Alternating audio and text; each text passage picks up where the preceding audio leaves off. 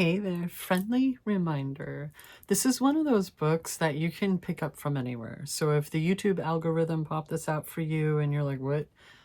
It's cool. Like, yeah, it definitely has its flow, but there's also playlists created for this exactly. So it's cool. Don't worry about it. You can pop in at any time. And either way, welcome. Let's get into chapter 3 of The Power of Awareness. My name is Amy. Thank you so much for choosing to be present. And this one is called The Power of Assumption.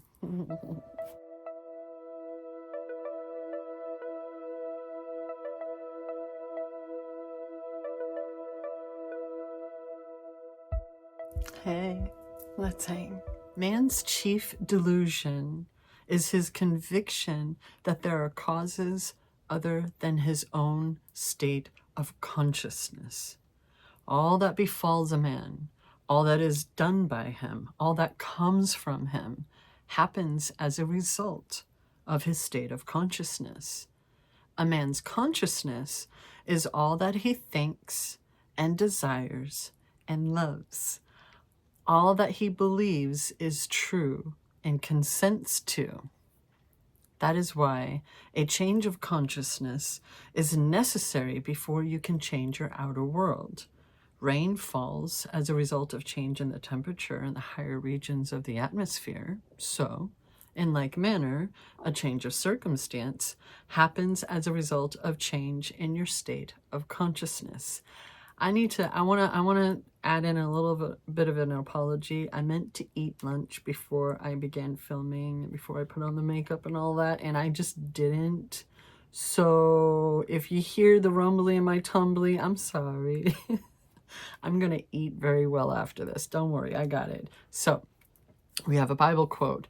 Be ye transformed by the renewing of your mind. Romans 12:2. These kinds of things can be annoying to hear when you're dealing with depression and anxiety and living in survival mode, right? But ultimately, the point that we're getting into, that we're playing with throughout this entire book, is basically like, think about your neural patterns and pathways, the habits that you live that aren't just, how you put on your pants, whether it's one leg at a time or not. It's not just how you eat, it's also how you're thinking. How do you perceive your future? How do you perceive yourself? Those things have such a massive effect, impact, whatever, on your future, right? So if you're depressed, if you're struggling, and it can be really difficult to invest in yourself. And by that, I mean your future as well, right? It's not just saving money, which I think we've talked about before. It's not just saving money and investing and really considering the career you want to spend years with, right? It's also brushing your teeth, making sure that you're taking care of this body, because that is a choice. That's an investment in your future, in your own quality of life and things, the things that we have that kind of control over, at least, right? It's all those neural patterns. And if you're stuck in them, sorry, my rumbly in my tumbly, if that's what you're essentially consenting to, because it's what you're focusing on, and it's what all too often so many of us battling depression believe. Basically semantics, right? Anyway, to be transformed, the whole basis of your thoughts must change. But your thoughts cannot change unless you have new ideas, right? For you think from your ideas. All transformation begins with an intense, burning desire to be transformed. The first step in renewing of the mind is desire. You must want to be different and intend to be before you can begin to change yourself. Then you must make your future dream a present fact. You do this by assuming the feeling of your wish fulfilled. By desiring to be other than what you are, you can create an ideal of the person you want to be and assume that you are already that person. If this assumption is persisted in until it becomes your dominant feeling, the attainment of your ideal is inevitable. I'm going to stick my finger on the page right there so I remember for once where I left off. The thought just occurred to me that like one of the struggle buses people tend to be on when it comes to these things is money. How am I supposed to think from a point of having money when I can't just go to the ATM right now, right?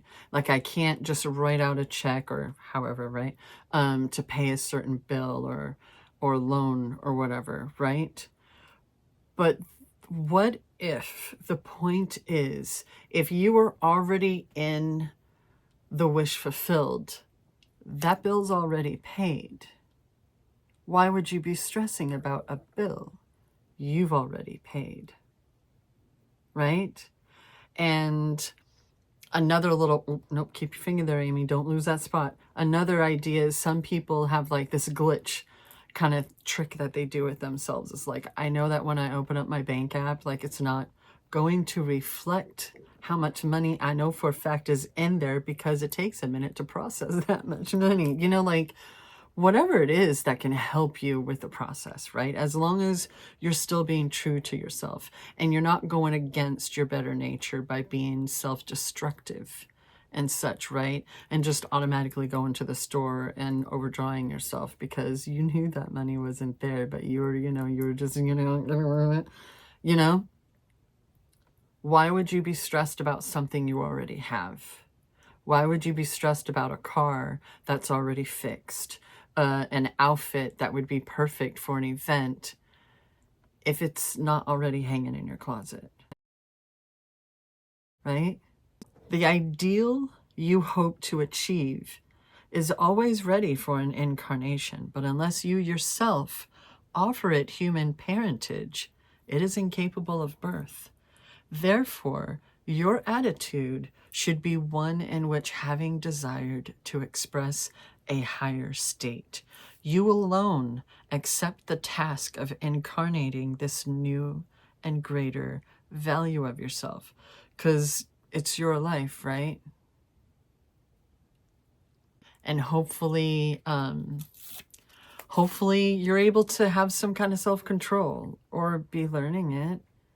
If if you have anything negative to say about that, I mean, that was then and this is now, right? We have these brains, and the more wrinkly they are, the more you're learning, supposedly, if I'm not mistaken. Man, I really hope I did not just embarrass myself by saying that. Right? Keep learning. Get all kinds of wrinkles. Wrinkle it up, all right? Like, you're allowed to change your mind. You're allowed to change your mind. How you go about it, how you handle it and yourself, those things are among what you can control. Hopefully, all around, generally speaking, hopefully. And may our skills of discernment be phenomenal. In giving birth to your ideal, you must bear in mind that the methods of mental and spiritual knowledge are entirely different. This is a point that is truly understood by probably not more than one person in a million. Oh, Neville, there you go again. You know a thing mentally by looking at it from the outside, by comparing it with other things, by analyzing it and defining it, by thinking of it, right? Whereas you can know a thing spiritually only by becoming it, only by thinking from it. You must be the thing itself and not merely talk about it or look at it. I mean, if you're going to talk about it, you might as well walk the walk as well, right? You might as well follow through, fam. Just follow through, right? That's really what life mostly is. Follow through now. Okay, you made decisions, you did a thing. Now you just got to follow through. You must be like the moth in search of his idol, the flame, who, spurred with true desire, plunging at once into the sacred fire, folded his wings within till he became one color and one substance with the flame. He only knew the flame who in it burned, and only he could tell who ne'er to tell returned. From Bird Parliament by, forgive me if I mispronounce his name, Farid Undin Attar, translated by Edward Fitzgerald. Just as the moth, in his desire to follow the flame, was willing to destroy himself, so must you, in becoming a new person, be willing to die to your present self. Let them go. Let them go. They served the, all that version of you served their purpose. They experienced those things. They handled it well or unwell. They learned. And now we have all this wisdom gained, right? We've learned so much. Rumbly, matumbly, please. You must be conscious of being healthy if you are to know what health is. You must be conscious of being secure if you are to know what security is. Therefore, to incarnate a new and greater value of yourself, you must assume that you already are what you want to be, and then live by faith in this assumption, which is not yet incarnate in the body of your life, in confidence that this new value or state of consciousness will become incarnated through your absolute fidelity to the assumption that you are that which you desire to be. This is what wholeness. I was trying to say wholesomeness for some reason. Like, what's going on right there? What was that about? Maybe this, I see you, Amy. This is what wholeness means. What integrity means. They mean submission of the whole self to the feeling of the wish fulfilled, and certainty that that new state of consciousness is the renewing of mind which transforms. There is no order in nature corresponding to this willing submission of the self to the ideal beyond the self. Therefore, it is the height of folly to expect the incarnation of a new and greater concept of self to come about by natural evolutionary process. Is the height of folly, right? Yeah. We're playing with manifestations and like butterfly effects, fam.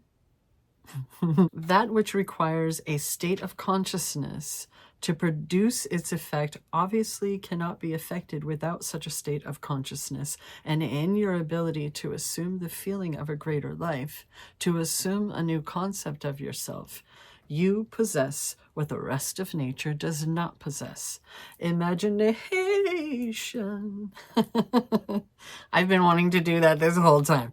So, to the instrument by which you create your world. Your imagination is the instrument, the means whereby your redemption from slavery, sickness, and poverty is effected. If you refuse to assume the responsibility of the incarnation of a new and higher concept of yourself, then you reject the means, the only means whereby your redemption, that is, the attainment of your ideal, can be effected. Imagination is the only redemptive power in the universe. However, your nature is such that it is optional to you whether you remain in your present concept of yourself, and in parentheses he said, a hungry being longing for freedom, health, and security, or choose to become the instrument of your own redemption, imagining yourself as that which you want to be, and thereby satisfying your hunger and redeeming yourself. Final quote for this chapter. Oh, be strong then, silly cat, and brave, pure, patient, and true. The work that is yours, let no other hand do. For the strength of all need is faithfully given from the fountain within you, the kingdom of heaven. So what do you think about that round, fam? I did better this time. I just use some post-it notes to just make sure I didn't lose my trains of thoughts in spots, you know, little like, you know, commentary and stuff. I feel like, I almost want to say like this is one of my favorite chapters because it's basically what the whole book is about. It's really just going over these concepts of how powerful our minds truly are, our perceptions, our consciousness, and how like we can't sell this thing. You want to call it a soul all you want, that's cool. You can't actually sell it. You know, we can sign contracts in this life. We can agree to share our energy and our time totally. But, you know,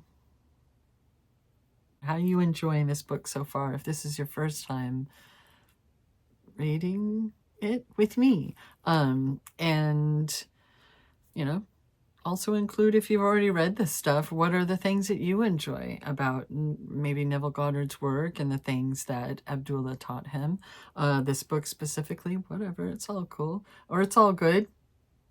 See, now I'm going off the cuff and I'm getting all nervous and shy, so whatever, tag you're it. Thank you so much for joining me. I hope that the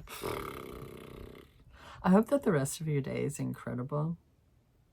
And if it's one of those days, may this have helped you with some momentary sanity and positive vibes. Oh my God, why is there cat hair all over the place? I'm going to go have something to eat. If you're hungry, please go have something to eat too. May we all have all the options. Thank you.